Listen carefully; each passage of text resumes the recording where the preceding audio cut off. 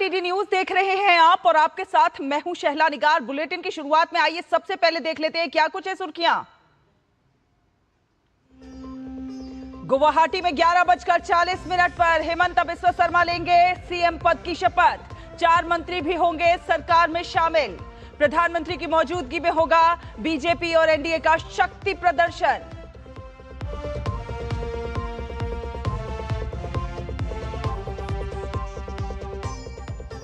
CBI करेगी शुभेंदु अधिकारी के पीए चंद्रनाथ हत्याकांड की जांच। डीआईजी पंकज सिंह के नेतृत्व में 7 सदस्यों की टीम का गठन।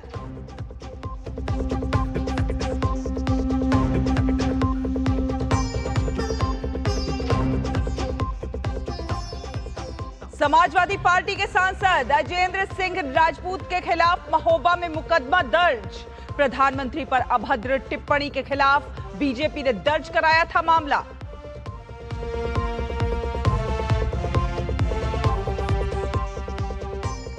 मोहाली में पंजाब विजिलेंस ब्यूरो के हेडक्वार्टर पर सीबीआई का छापा। संपत्ति की सौदेबाजी में रिश्वतखोरी का आरोप।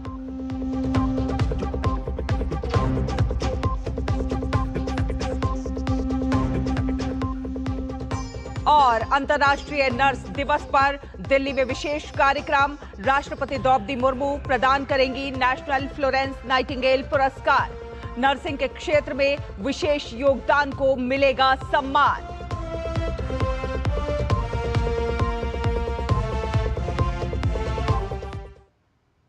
तो चलिए बड़ी खबर और सबसे बड़ी खबर का रुख कर लेते हैं। गुवाहाटी में शपथ ग्रहण की भव्य तैयारियां जारी हैं। असम में एक बार फिर से एनडीए की सरकार बनने जा रही है। जी हां, असम में एनडीए की यह हैट्रिक है। थोड़ी देर में सीएम पद की शपथ लेते हुए नजर आएंगे हेमंता बिस्वा शर्मा। आपको बता दें थोड़ी देर में हेमंता बिस्वा शर्मा की शपथ ग्रहण होगा। 4 विधायक भी साथ में शपथ लेंगे, मंत्री पद की शपथ लेंगे। 4 विधायक भी मंत्री पद की शपथ लेते हुए नजर आएंगे, जिनमें रामेश्वर तेली और अजंता नेओग बनेंगे मंत्री और साथ साथ अतुल बोरा और चरण बोरो भी सरकार में शामिल होंगे। तो आपको बता दें 4 विधायक भी मंत्री पद की शपथ लेते हुए नजर आएंगे। प्रधानमंत्री की मौजूदगी में यह पूरा शपथ ग्रहण कार्यक्रम होगा, ये समारोह होगा। प्रधानमंत्री खुद वहां मौजूद रहेंगे। बीजेपी और एनडीए शासित राज्यों के बड़े बड़े नेताओं की मौजूदगी आपको मंच पर नजर आती हुई नजर आएगी।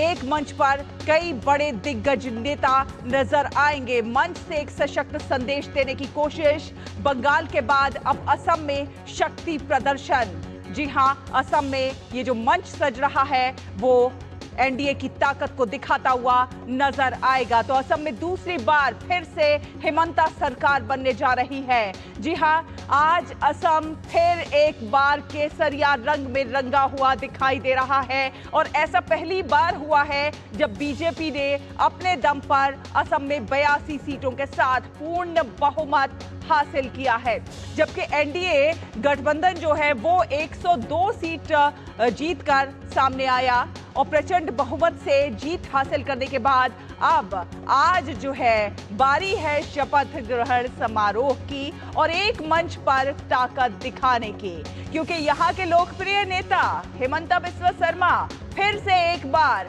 मुख्यमंत्री पद की शपथ लेने वाले हैं। 11:40 पर यह पूरा कार्यक्रम होने वाला है।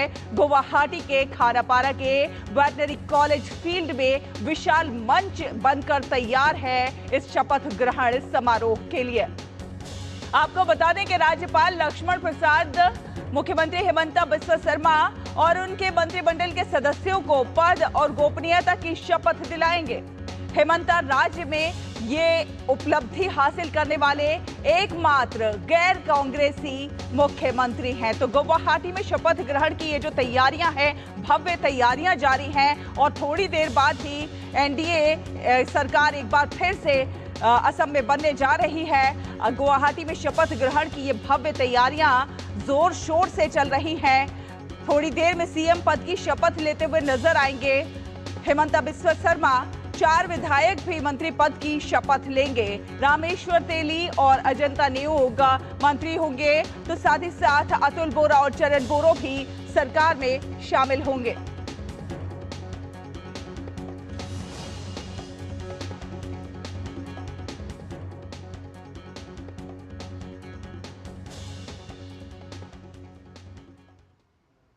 तो असम हेमंत बिस्वा शर्मा असम की सियासत में एक ऐसा नाम है जिनके लिए महिलाओं और बच्चों में दीवानगी जो है वो खास साफ तौर पर नजर आती है और वो उनके बीच मामा के रूप में मशहूर है। जालुकबाड़ से विधायक है, तेज तर्रार नेता, निर्णायक नेतृत्व, कुशल रणनीतिकार। पूर्वोत्तर में देखा जाए तो बीजेपी का एक प्रमुख चेहरा बनकर सामने उभरे हैं। बीजेपी के रणनीतिकारों में शुमार हैं। असम में बीजेपी का मजबूत चेहरा है, खासतौर पर महिलाओं और बच्चों में खास तौर पर लोकप्रिय है, मामा के नाम से मशहूर हैं और देखा जाए तो घुसपैठ के खिलाफ स्पष्ट नीति अपनाते हुए नजर आते हैं। लोगों के साथ घुलने मिलने की कला भी बखूबी आती है। फ्रंट फुट पर राजनीति खेलते हैं, सख्त प्रशासनिक क्षमता रखते हैं, आक्रामक बेबाक तेवर है, राजनीतिक शैली है, खुलकर बयान देने से कभी हिचकते नहीं हैं।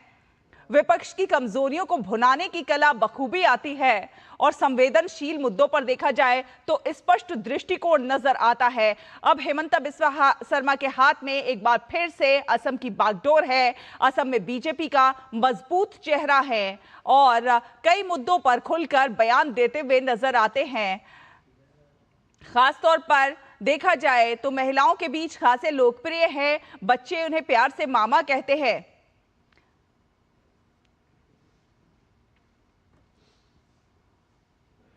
तो हेमंत के साथ 4 विधायक भी मंत्री पद की शपथ लेंगे और इनमें से 2 बीजेपी के और एक सहयोगी दल असम गण परिषद और असम गण परिषद और बोडोलैंड पीपुल्स फ्रंट के होंगे।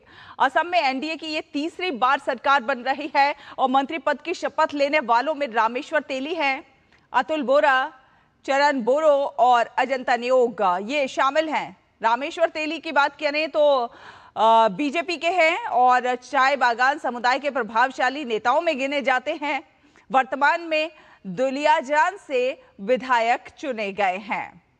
तो चाय बागान समुदाय के एक प्रभावशाली नेता के तौर पर उभर कर सामने आए हैं। वहीं अजंता नेयोग की बात करें तो बीजेपी की सशक्त नेता हैं, असम की पहली महिला वित्त मंत्री भी हैं, गोलाघाट से विधायक चुनी गई हैं। प्रशासनिक कार्यों का एक देखा जाए बहुत लंबा अनुभव है उनको और सामाजिक कार्यकर्ता के तौर पर भी अपनी विशेष पहचान बनाई है। असम की पहली महिला वित्त मंत्री होने का भी उनको श्रेय है। और साथ साथ बात करें अतुल बोरा की तो असम गण परिषद के बड़े नेता हैं और वर्तमान में इसके अध्यक्ष भी हैं। गोलाघाट जिले के चुटिया समुदाय का प्रतिनिधित्व करते हैं और क्षेत्रीय राजनीति का अनुभवी चेहरा है। क्षेत्रीय राजनीति का एक लंबे समय से उनको अनुभव है, साथ साथ सामाजिक पकड़ भी रखते हैं। गोलाघाट जिले के चुटिया समुदाय का प्रतिनिधित्व करते हैं, एक सशक्त व्यक्तित्व। वहीं बात करें चरण बोरो की तो आज शपथ लेने वालों में चरण बोरो भी हैं जो कि बोडोलैंड पीपुल्स फ्रंट के सदस्य हैं और बोडो समुदाय का प्रतिनिधित्व करते हैं। लिहाजा बोडो क्षेत्रों के विकास के लिहाज से देखा जाए तो बेहद अहम चेहरा है। बोडोलैंड पीपुल्स फ्रंट के सदस्य है चरण बोरो और बेहद सशक्त और मजबूत चेहरा। वहीं स्पीकर पद के उम्मीदवार की बात करें तो अनुभवी विधायक रंजीत कुमार दास को उम्मीदवार के तौर पर नामित किया गया है। बीजेपी के रंजीत दास असम विधानसभा के पूर्व अध्यक्ष हैं और बीजेपी भी यहां पर अध्यक्ष रह चुके हैं। सामान्य वर्ग कलिया समुदाय का प्रतिनिधित्व करते हैं और मुख्यमंत्री ने सभी सहयोगियों को बधाई देते हुए ये विश्वास भी जताया है कि ये जो नई टीम है समर्पण के साथ एक सशक्त, विकसित और समृद्ध असम के निर्माण के लिए एकजुट होकर काम करती हुई नजर आएगी। तो बेहद महत्वपूर्ण है। रंजीत कुमार दास का भी अगर आप प्रोफाइल देखें तो सामान्य वर्ग से आते हैं, कलिया समुदाय का प्रतिनिधित्व करते हैं, बेहद महत्वपूर्ण स्पीकर पद के उम्मीदवार हैं और असम विधानसभा के पूर्व अध्यक्ष भी रहे हैं और सभी को हेमंत बिस्वा शर्मा ने शुभकामनाएं भी दी हैं। और हेमंत का शपथ ग्रहण समारोह आज बीजेपी और एनडीए के लिए अपनी ताकत दिखाने का एक और महत्वपूर्ण मौका होगा। प्रधानमंत्री नरेंद्र मोदी और गृह मंत्री अमित शाह और तमाम केंद्रीय मंत्रियों के अलावा बीजेपी अध्यक्ष नितिन नवीन समारोह में मौजूद रहेंगे।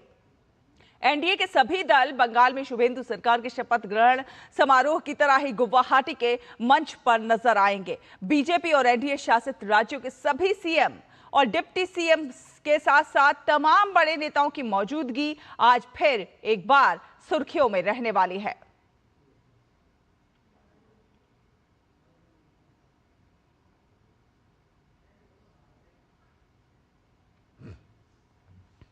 तो असम में शपथ ग्रहण समारोह के मेहमानों की बात करें तो सम्राट चौधरी, पुष्कर सिंह धामी, नेफ्यू रियो, कॉनराड संगमा, रेखा गुप्ता, देवेंद्र फडणवीस, तमाम वो बड़े नाम हैं जो इस शपथ ग्रहण समारोह में आपको दिखाई देंगे। एकनाथ शिंदे, सुनेत्रा पवार, प्रधानमंत्री नरेंद्र मोदी खुद वहां मौजूद होंगे, साथ साथ गृह मंत्री अमित शाह, बीजेपी अध्यक्ष नितिन नवीन, सर्बानंद सोनोवाल, ज्योतिरादित्य सिंधिया, चिराग पासवान, तमाम बड़े नाम आपको मंच पर से नजर आएंगे। प्रफुल्ल पटेल, जीतन राम मांझी, जयंत चौधरी, चंद्रबाबू नायडू, योगी आदित्यनाथ और केशव प्रसाद मौर्य, साथ ही साथ ब्रजेश पाठक, शुभेंदु अधिकारी, डॉक्टर मोहन यादव, एनडीए शासित राज्यों के तमाम मुख्यमंत्री, उप मुख्यमंत्री आपको असम के इस शपथ ग्रहण समारोह के मंच से नजर आएंगे। विष्णुदेव साय वहां पर नजर आएंगे, पुष्कर सिंह धामी, नेफ्यू रियो, तमाम बड़े नेता और दिग्गज नेता आपको इस मंच पर दिखाई देंगे। कहीं ना कहीं एनडीए और बीजेपी का शक्ति प्रदर्शन यहां पर होता हुआ नजर आएगा। तो बंगाल में सरकार की बागडोर हाथ में लेने के बाद आज शुभेंदु अधिकारी भी गुवाहाटी पहुंचे हैं और हेमंता के शपथ समारोह में शामिल होंगे शुभेंदु।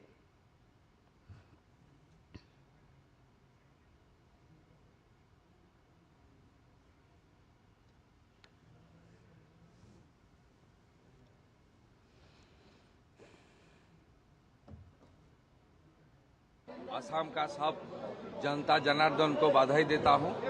केवल असम नहीं है, बंगाल का चुनाव में जो भाजपा का इतना बड़ा शानदार जीत मोदी जी का नेतृत्व में हुआ है, उसमें असम का जनता और बीजेपी कार्यकर्ता मुख्यमंत्री का नेतृत्व में वो लोग भी बहुत कोऑपरेशन किया। मैं आभारी हूं। आने वाला दिन में उड़ीसा, बिहार, असम, त्रिपुरा, हम सब एक साथ, सिक्किम, जो मोदी जी का जो स्वप्न है पूर्वोदय का विकास, उसके एक साथ काम करूंगा। तो मोदी जी का जो स्वप्न है पूर्वोदय का विकास, उसी के लिए तमाम नेता, तमाम दिग्गज एक साथ एक मंच पर जुटते हुए नजर आ रहे हैं। महाराष्ट्र के उप मुख्यमंत्री एकनाथ शिंदे भी इस शपथ ग्रहण समारोह में शामिल होने वाले हैं। उनसे गुवाहाटी में डीडी न्यूज संवाददाता रविंद्र सिंह ने एक्सक्लूसिव बातचीत की है, आपको दिखाते हैं। खुशी का दिन है असम वासियों के लिए कि हिस्टोरिक हैट्रिक हुई है और लैंडस्लाइड मैंडेट बीजेपी एनडीए को मिला है और इसलिए हेमंता बिस्वा शर्मा उनको मैं बहुत बहुत अभिनंदन उनका करूंगा, उनको बहुत बहुत धन्यवाद दूंगा, शुभकामनाएं दूंगा, क्योंकि एक डायनामिक और विजनरी लीडर के रूप में उन्होंने काम किया। आदरणीय प्रधानमंत्री नरेंद्र मोदी जी और गृह मंत्री अमित भाई के मार्गदर्शन में उन्होंने जो काम किया है, इसलिए ये जीत हासिल हुई है।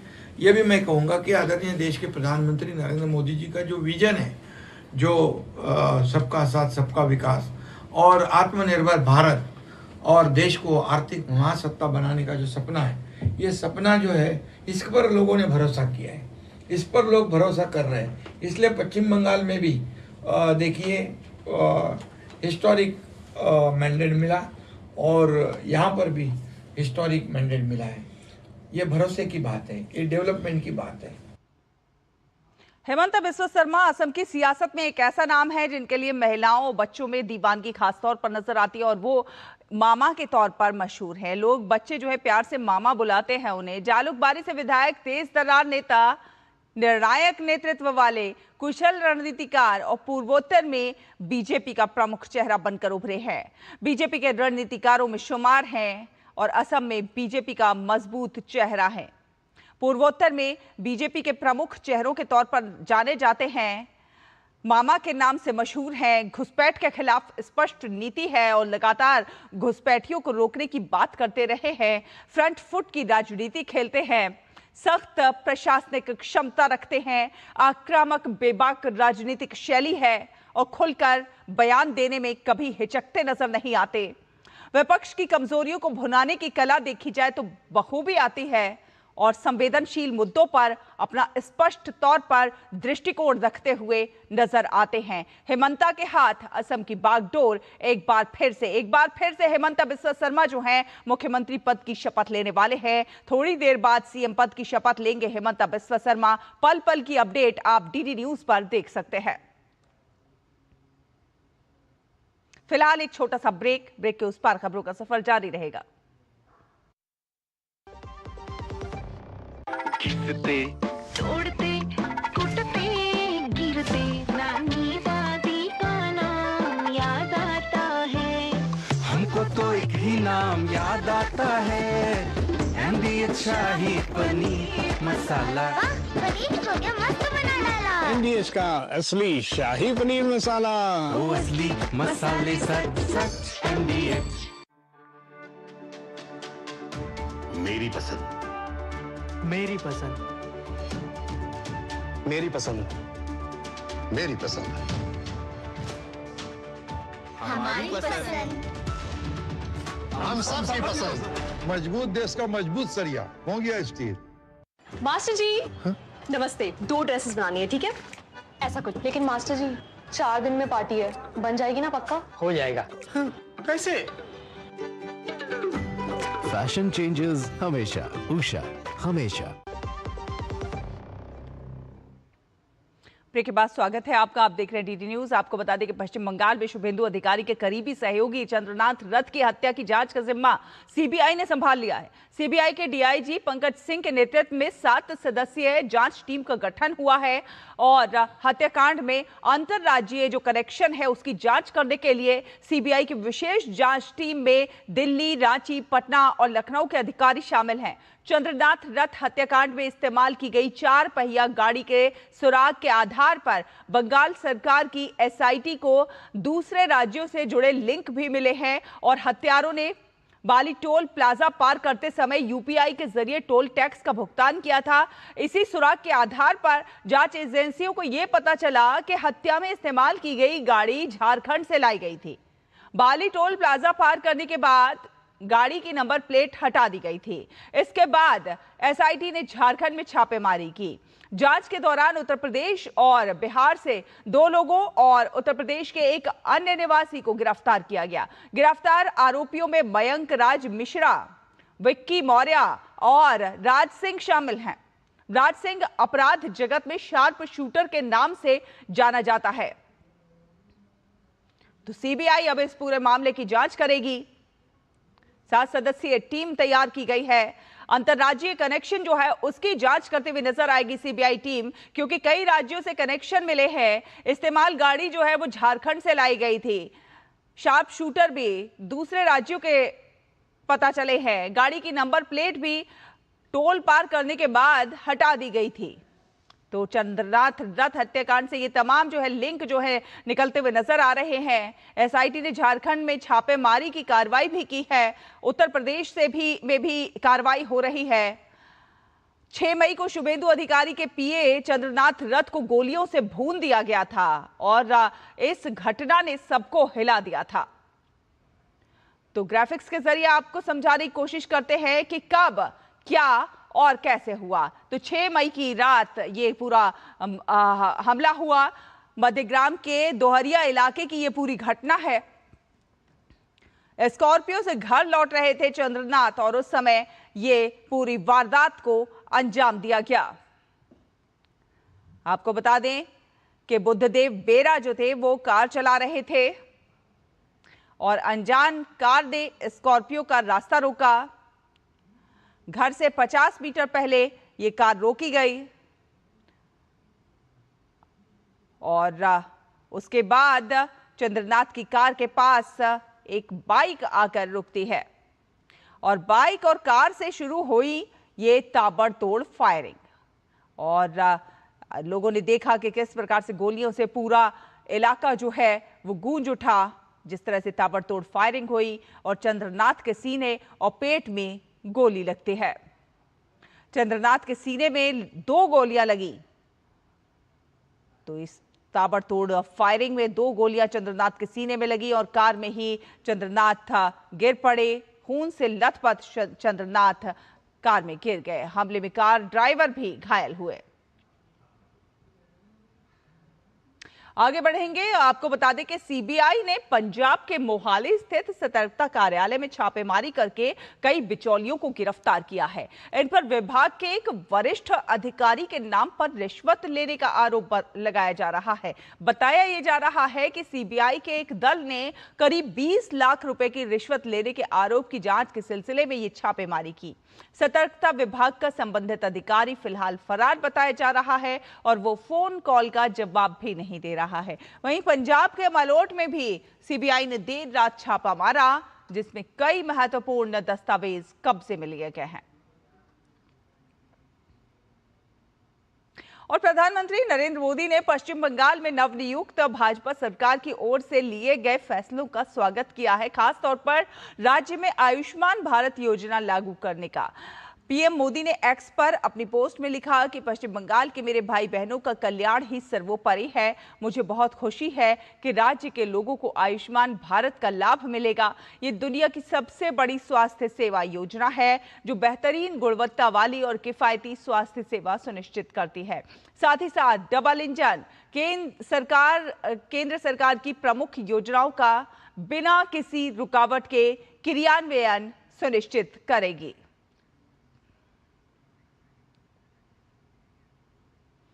तो पश्चिम बंगाल में आयुष्मान भारत योजना जो है वो लागू हो गई है। नई सरकार बनते ही ये बड़ा फैसला लिया गया है। पश्चिम बंगाल में आयुष्मान भारत योजना लागू होना कहीं ना कहीं स्वास्थ्य सेवाओं की दृष्टि से देखा जाए तो वहां के आम जनता को अब वो लाभ मिलते हुए नजर आएंगे जो कि केंद्र सरकार बहुत पहले से चला रही थी, लेकिन कुछ इच्छा शक्ति की कमी पिछली राज्य सरकारों की कि वहां पर आम लोगों को उसका लाभ नहीं मिल पा रहा था। लेकिन अब आयुष्मान भारत योजना का लाभ पश्चिम बंगाल के जो आम जन हैं उनको भी मिलता हुआ नजर आएगा। तो शुभेंदु कैबिनेट के 6 बड़े फैसले क्या हैं आपको बताते हैं। सरकारी नौकरियों में आयु सीमा में छूट दी गई है। पश्चिम बंगाल में जनगणना की शुरुआत होगी। उज्ज्वला जैसी केंद्रीय योजनाएं लागू होंगी और बीएनएस के नए आपराधिक कानून अब लागू होते हुए वहां पर नजर आएंगे। आयुष्मान भारत योजना लागू होगी। बीएसएफ को बाड़बंदी के लिए जमीन दी जाएगी। सरकारी नौकरियों में आयु सीमा में छूट दी जाएगी। पश्चिम बंगाल में जनगणना की शुरुआत होगी और उज्ज्वला जैसी जो केंद्रीय योजनाएं हैं वो लागू होंगी। बीएनएस के नए आपराधिक कानून लागू होंगे। तो पिछली सरकार द्वारा नहीं अपनाए गए भारतीय न्याय संहिता जैसे नए आपराधिक कानूनों को प्रदेश में अब लागू किया जाएगा। सरकारी नौकरियों में आयु सीमा छूट भी दी जाएगी। तो शुभेंदु सरकार के बड़े फैसले, 6 बड़े फैसले जो कि नवनियुक्त सरकार ने लिए हैं, बेहद महत्वपूर्ण फैसले। बीएसएस के नए आपराधिक कानून अब जो है पश्चिम बंगाल में लागू होंगे। पश्चिम बंगाल में आयुष्मान भारत योजना भी अब लागू होते भी नजर आएगी। आगे बढ़ेंगे, अब अगली खबर की बात करते हैं। प्रधानमंत्री नरेंद्र मोदी शुक्रवार से 5 देशों की यात्रा पर रवाना होंगे और इस दौरान वो संयुक्त अरब अमीरात, नीदरलैंड, स्वीडन, नॉर्वे और इटली का दौरा करेंगे। यात्रा के पहले चरण में प्रधानमंत्री यूएई में राष्ट्रपति शेख मोहम्मद बिन जायद अल नाहयान से मुलाकात कर द्विपक्षीय मुद्दों पर चर्चा करेंगे और इसके बाद वे नीदरलैंड्स और फिर स्वीडन जाएंगे, जहां पर प्रधानमंत्री अल्फ क्रिस्टरसन के साथ बातचीत करेंगे। प्रधानमंत्री नॉर्वे में 3रे भारत नॉर्वे शिखर सम्मेलन में भी भाग लेंगे। पिछले 43 वर्षों में किसी भारतीय प्रधानमंत्री की ये पहली नॉर्वे यात्रा होगी। वे भारत नॉर्वे व्यापार और अनुसंधान सम्मेलन को भी संबोधित करेंगे। यात्रा के अंतिम चरण में प्रधानमंत्री इटली पहुंचेंगे, जहां पर वे राष्ट्रपति सर्जियो मैटारेला और प्रधानमंत्री जॉर्जिया मेलोनी से मुलाकात करेंगे। प्रधानमंत्री की इस यात्रा से यूरोप और खाड़ी देशों के साथ भारत के व्यापार, निवेश और रणनीतिक संबंधों को नई मजबूती मिलती हुई नजर आएगी।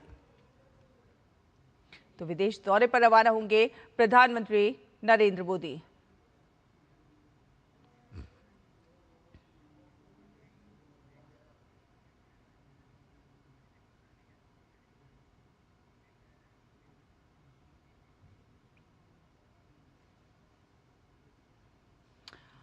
और विदेश मंत्री डॉक्टर एस जयशंकर ने संयुक्त राष्ट्र मुख्यालय में शून्य से अनंत तक प्रदर्शनी का उद्घाटन किया।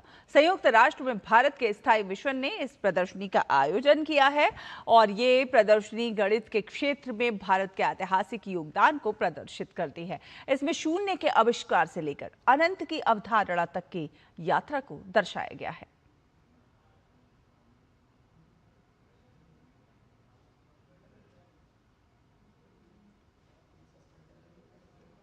क्या आप भी हाईवे पर टोल प्लाजा की लंबी लाइनों से परेशान रहते हैं? तो आपके लिए अब एक बहुत बड़ी खुशखबरी है, क्योंकि देश में अब टोल प्लाजा से बैरियर हटने शुरू हो गए हैं। यानी कि अब ना तो आपको रुकना होगा और ना ही विंडो खुलने का कोई इंतजार करना होगा। 84 और दिल्ली के बाद अब पूरे देश में बैरियर लेस टोल सिस्टम शुरू होगा और इस मल्टी लेन फ्री फ्लो तकनीक से टोल प्लाजा में बैरियर अब गुजरे जमाने की बात हो जाएगी। आपको दिखाते हैं हमारे संवाददाता अजीत द्विवेदी की ये खास रिपोर्ट। दिल्ली में सफर करने वाले लोगों के लिए बड़ी राहत की खबर है। अब टोल प्लाजा पर लंबी लाइन में खड़े होने और बैरियर खुलने का इंतजार करने की जरूरत नहीं पड़ेगी। राजधानी में नया बैरियरलेस टोल सिस्टम शुरू हो गया है, जिससे वाहन बिना रुके सीधे निकल सकेंगे और टोल अपने आप कट जाएगा। इससे लोगों का समय बचेगा और सफर पहले से ज्यादा आसान हो जाएगा। केंद्रीय सड़क परिवहन एवं राजमार्ग मंत्री नितिन गडकरी ने दिल्ली के मुंडका बक्करवाला टोल प्लाजा पर इस नई सुविधा की शुरुआत की है। इसके साथ ही दिल्ली देश का दूसरा शहर बन गया है जहां मल्टीलेन फ्री फ्लो तकनीक वाला बैरियरलेस टोल सिस्टम शुरू हुआ है। इससे पहले गुजरात के सूरत भरूच हाईवे पर यह तकनीक लागू की गई थी, जिसे अब देश भर में लागू किया जाएगा। जो व्हीकल्स को टोल प्लाजा पर जो रुकना पड़ता था, आधा घंटा, पौन घंटा, 1 घंटा, इसमें पेट्रोल डीजल फूकना पड़ता था, समय खराब होता था, वो अब नहीं होगा। टोल ऑटोमेटिकली फास्ट टैग से भी कलेक्ट होगा और नंबर प्लेट का भी इसमें उपयोग हुआ। यह तकनीक नंबर प्लेट रिकग्निशन और एआई का उपयोग भी है, जिसमें 0 वेटिंग टाइम हासिल करती है। आप 80 से 100 किलोमीटर के स्पीड से निकल जाओगे। बैरियरलेस टोल सिस्टम के शुरू होने का लोगों ने भी स्वागत किया है। लोगों का कहना है कि इससे सफर के दौरान उन्हें बड़ी राहत मिलेगी। बहुत अच्छा कदम है सरकार द्वारा। इसमें हमारे टोलिंग का टाइम बहुत ज़्यादा लेस हो चुका है और हम चाहते हैं कि पूरे देश में ऐसा ही लागू हो जाए जल्द से जल्द। ख्याल से टाइम की बचत है, पैसे की बचत है, एनर्जी की बचत है। बहुत अच्छा समझते हैं। एक खत्म हो जाए तो सारे नाल वधिया जी। हाँ जी, इन्हें तुहानू पता टाइम भी ज़्यादा लगता है। जब टोल प्लाजा आना नहीं फिर टाइम भी नहीं लगना जी। बहुत वधिया है जी। पिछले वर्षों में देश में बड़ी संख्या में राजमार्गों का जाल बिछाया गया है, जिससे लोगों का सड़क का सफर बहुत आसान हुआ है। अब कोशिश है कि तकनीक का उपयोग करके इन सुविधाओं को और बेहतर और विश्व स्तरीय बनाया जाए, जिससे लोगों को सुविधा तो मिले ही, उनका जीवन भी आसान हो सके। कोई बैरियर नहीं होगा और इस तरीके से आसानी से जो गाड़ियां हैं वो बिना किसी रोक टोक के क्रॉस कर सकेंगी, ऑटोमेटिक रूप से क्रॉस कर सकेंगी। कोई भी व्यवधान जो है वो नहीं होगा। तो तकनीक का बेहतर उपयोग करके इस तरीके की बैरियर फ्री जो है वो टोलिंग का उपयोग अब किया जा रहा है। इस मॉडल को इंस्टॉल किया गया है और आगे यही जो है वो नेशनल हाईवे में टोलिंग का भविष्य होने वाला है। कैमरामैन राजेंद्र के साथ अजीत द्विवेदी, मुंडका, दिल्ली।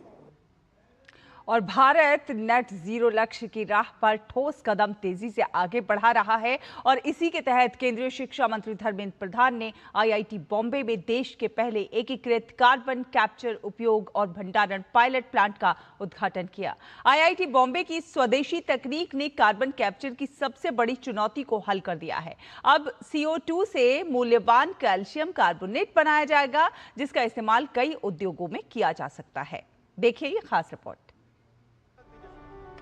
केंद्रीय शिक्षा मंत्री धर्मेंद्र प्रधान ने आईआईटी बॉम्बे में एकीकृत कार्बन कैप्चर और उपयोग संयंत्र का उद्घाटन किया। साथ ही भूवैज्ञानिक CO2 सिक्वेस्ट्रेशन के लिए वैज्ञानिक ड्रिलिंग की औपचारिक शुरुआत भी हुई। इस मौके पर देश की पहली end to end carbon capture, उपयोग और भंडारण फील्ड लेबोरेटरी पायलट भी शुरू हो गई है।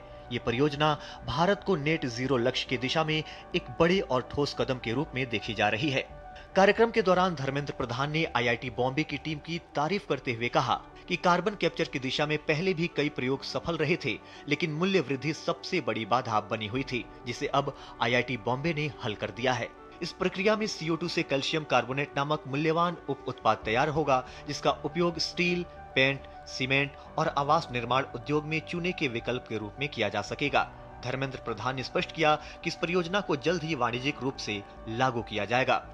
इसमें से CO2 से एक बाई प्रोडक्ट निकलेगा, कैल्शियम कार्बोनेट, जो हमारे स्टील इंडस्ट्री, हमारी पेंटिंग, हमारी सीमेंट इंडस्ट्री, हमारे हाउसिंग सेक्टर, जिसमें ये चूना की एक अल्टरनेटिव, चूना हमारे यूज होता है, लाइमस्टोन्स कई कामों में आता है। ये लाइमस्टोन की एक अर्बन वेस्ट से, इंडस्ट्रियल वेस्ट से कैल्शियम बनाने का उन्होंने हमारे IIT मुंबई ने एक आधुनिक टेक्नोलॉजी निकाला है। मैं इसके लिए ऊर्जानोव को बधाई देता हूँ, मुंबई IIT को बधाई देता हूँ। उसकी पूरा टीम आने वाले दिनों में इसको कमर्शियल लेवल पे जाए, इसका मैं शुभेच्छा करता हूँ। इसी को हम अभी ले जाएंगे दुनिया के अंदर दिखाने के लिए।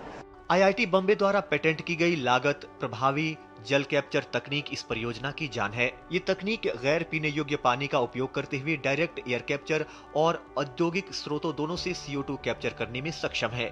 इस पायलट प्लांट में स्वदेशी CCU संयंत्र को भूवैज्ञानिक जियोलॉजिकल कार्बन स्टोरेज के साथ जोड़ा गया है, जो दक्कन बेसॉल्ट संरचनाओं में गहरे भंडारण की सुविधा देगा। ये पूरी प्रक्रिया आत्मनिर्भर और क्लोज्ड लूप कार्बन शमन दृष्टिकोण को प्रदर्शित करती है। Bureau report, DD news.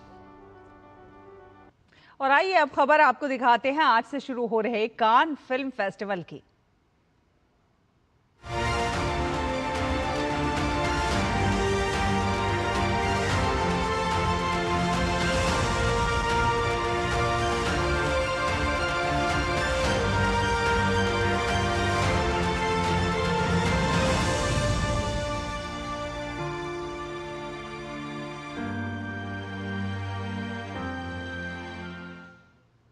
तो फ्रांस का खूबसूरत शहर कान एक बार फिर से सज चुका है और दुनिया के सबसे प्रतिष्ठित फिल्म समारोहों में से एक कान फिल्म फेस्टिवल का आगाज हो चुका है। लेकिन इस बार चर्चा सिर्फ ग्लैमर और रेड कार्पेट तक सीमित नहीं है, बल्कि भारतीय सिनेमा की जो बढ़ती हुई वैश्विक साख है वो भी सुर्खियों में है।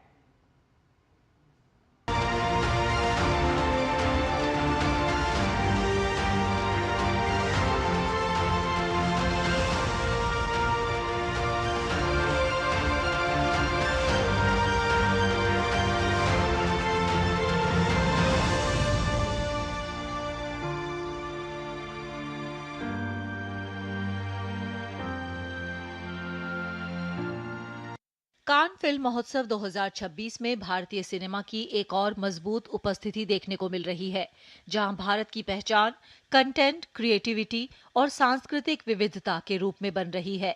इस साल भारत की उपलब्धियां खास तौर पर ध्यान आकर्षित कर रही हैं।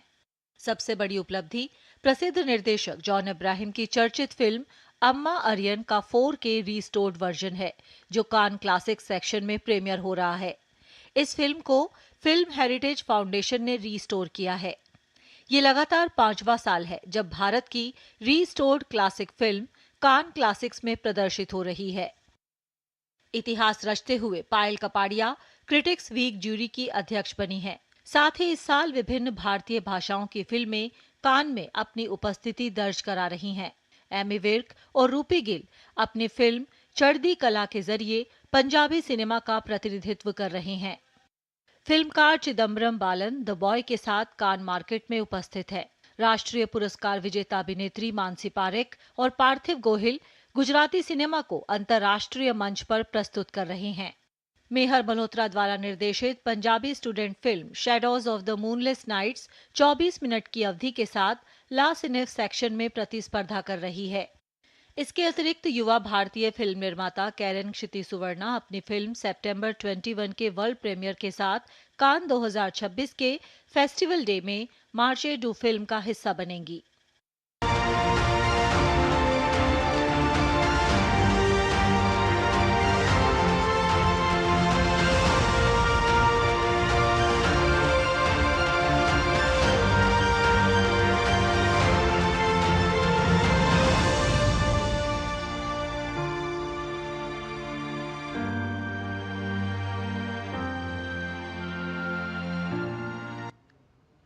कान में भारत की मजबूत मौजूदगी देखने को मिलेगी। भारतीय सिनेमा के विभिन्न क्षेत्रीय कलाकार और फिल्म निर्माता और अभिनेता हिस्सा लेने वाले हैं वहां पर। कान फिल्म फेस्टिवल की तैयारियों पर आपको दिखाते हैं डीडी न्यूज संवाददाता जया सिन्हा की ये रिपोर्ट। छोटा सा समुद्री तट से सटा हुआ ये शहर कान, जो दुनिया के सबसे प्रतिष्ठित फिल्म महोत्सवों में शुमार कान फिल्म महोत्सव की मेजबानी करता है। और इस वक्त एक बार फिर हम पहुंच चुके हैं कान, जहां पर शुरुआत होने जा रही है 79वें कान फिल्म महोत्सव की। आप मेरे पीछे देख सकते हैं रेड कार्पेट बिछने की तैयारी हो रही है। यही है वो रेड कार्पेट जिस पर सभी की निगाहें रहती है, मोस्ट फोटोग्राफ प्लेस। यही है वो सीढ़ियां जिससे उतर के ऊपर जाते हैं तमाम सेलिब्रिटीज। और हम देख सकते हैं कि कैसे यहाँ पर तैयारियां शुरू हो रही है। आप मेरे इस तरफ देखेंगे तो यहाँ पर आपको दिखेगी ये सीढ़ियां। ये सीढ़ियां वो जगह है जहाँ पर सारे कैमरामैन, फोटोग्राफर्स ने पहले से ही अपनी जगह तय कर ली है। दुनिया भर के सिने प्रेमियों का, फिल्मकारों का, कलाकारों का, निर्माता, निर्देशकों का जमावड़ा यहाँ लगना शुरू हो गया है। हमारे साथ एक बहुत ही खास मेहमान है जो बताएंगे क्यों इतना खास है। Tell me how important this festival is for Cannes. For Cannes, it's like a big opportunity for a small company and movie production to network and find job opportunity, but also for the culture, for people to discover new movies that they wouldn't go to see in the cinemas. I think it's an amazing experience. Hondu is also with us, and he's a photographer.